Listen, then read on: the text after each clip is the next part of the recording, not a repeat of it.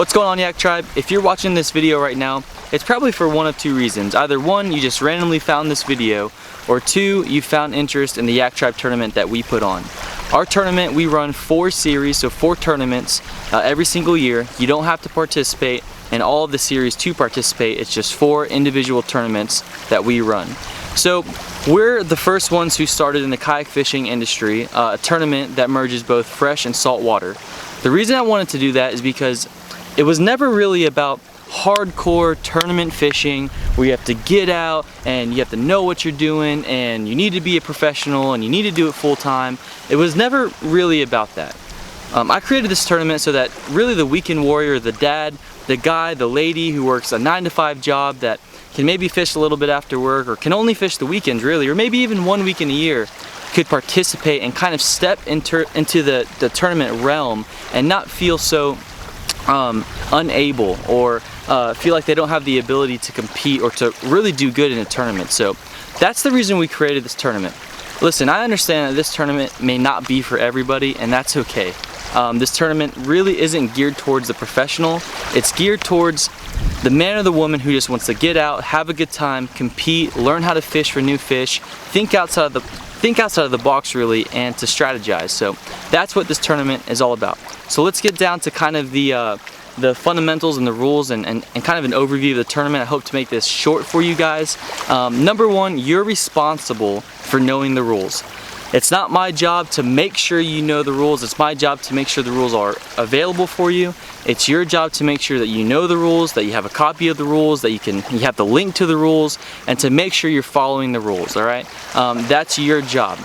I have to uphold the rules, whether you guys think I should sway them a little bit or maybe I should bend them just a little bit to make it lean in your favor. I just don't do that. We don't play that. We have a whole group of people that check the fish and double check the fish and triple check the fish. So please make sure you know your rules, make sure that your fish get qualified, all right? So that's number one. Number two, again, go read the rules. It's easy to find. I have them in 3 different places. Just make sure you read the rules, make sure you're familiar with them.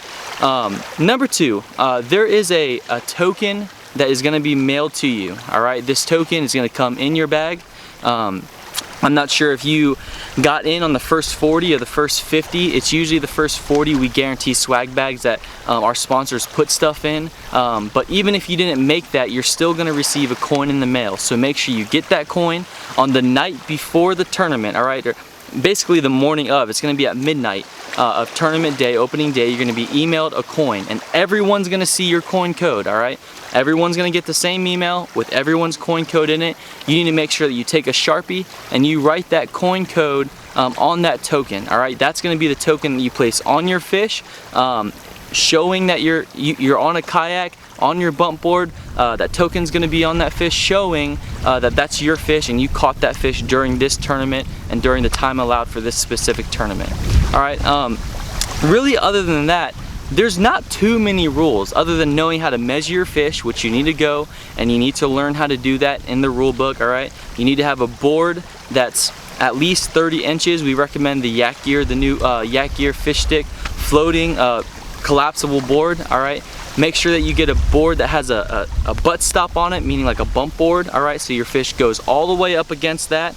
You lay your fish out. All right, you can flatten up the tail, that's perfectly fine. Make sure you read the rules, it goes a little bit more in depth. Make sure your coin is on that, make sure you can see the kayak and take a picture that's visible. All right, we've had to DQ some fish because you can't read the numbers on the board, which is, that's just a shame because you worked hard for that fish and we can't read it.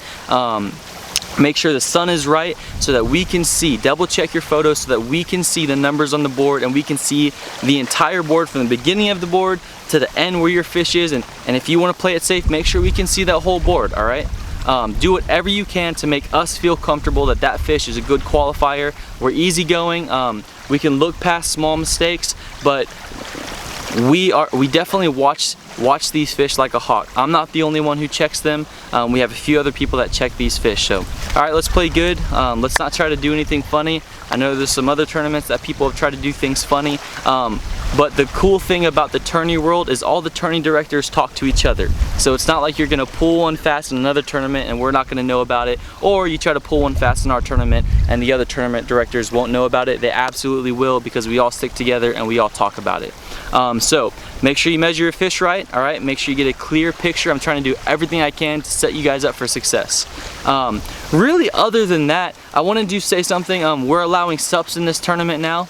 All right, so if you can fish this tournament if you're in a kayak or a SUP. The reason for that is because there's too many hybrids right now that are in the kayak fishing industry that are they're basically SUPs, but they're still kind of a paddle craft, still kind of a sit-down paddle craft, and they have a chair. We're not allowing canoes as usual. Live bait, you can use it. Artificial bait, you can use it. It's all good. We want to get you out there catching fish, learning how to catch fish. All right, now here's the most important part of this entire tournament, which is really the number 4th kind of thing in this video that I want to talk about. Everything else, please go read the rules. It's not that difficult of a tournament. How we are submitting fish. All right, the way we used to do it, this is kind of a new concept. All right, the way we used to do it is you had 8 slots to fill. All right, we gave you the fish that you could fish for, and you could fill 8 of your slots with those fish. The way it used to work was 2 fish that we had capped out in red. 2 of those fish could hold an over slot limit, right? So let me kind of explain what that meant. You could catch any fish and fill your 8 slots, whether it was with bass or speckled trout or whatever the case is, but you could only have 2 slot or redfish or pike or walleye, kind of the longer, the more the bigger fish kind of in the spectrum of fish that we have to turn in. The way it's gonna work now, which is gonna make it a lot more strategic, a lot more competitive, it's gonna weed out a lot of the smaller fish, which is a good thing for us, and honestly a good thing for you, so you can go and compete and really start looking for those bigger fish or those slot fish. We now still have 8 slots, but the way it's gonna work now is you get to decide what slots you fill with what fish. All right, so make sure you go and check the rules and check the species list. I'll tell you right now. So the freshwater fish you can turn in is black bass, catfish, trout, striped bass, carp, and pike or walleye. Saltwater fish you can turn in trout, flounder, catfish, redfish, and snook. Now here's the thing. We give you the slot size. I want to make sure this is very, very clear. These slots are not your local state slots, so do not depend on these slots that are in the rule book. So don't think you can just keep a fish thinking this is slot. This is not your state slot. These are our slots for nationwide coverage, what we feel is the best average nationwide based on the 6 tournaments we've done. These are the slots that we've put together. So you can only turn in fish within these slot limits, except for the exception that I'm about to tell you about. All right. So for black bass, it's 14 to 24 inches. That's the only example I'm going to give you. 14 to 24 inches. So if you want to submit a black bass, a largemouth, a smallmouth, whatever the case is, categorized as a black bass, that bass must be between 14 and 24 inches. What I'm trying to do is I'm trying to weed out the 12 inchers and the 8 inchers and the 11 inchers, all right? So you got to strategize and be strategic on the types of fish that you're submitting, and you can submit both fresh and salt if you want to, but you need to make sure that your fish, for the majority, is falling within the slot. Catfish for freshwater is 14 inch to 24 inch. Trout for freshwater is 12 to 20 inch. Let's move to saltwater. Redfish is 16 to 22 inch. So it used to be that you can only submit 2 redfish. You could submit 8 redfish if you want to, as long as it falls within the 16 to 22 inch slot category. Again, these are not your state slot categories. These are the Yak Tribe categories and slot sizes for our tournament. Do not keep a fish unless it meets your state regulations for the proper slot. I hope that makes sense. Now, here's the cool thing about this new 8 slot kind of tournament style.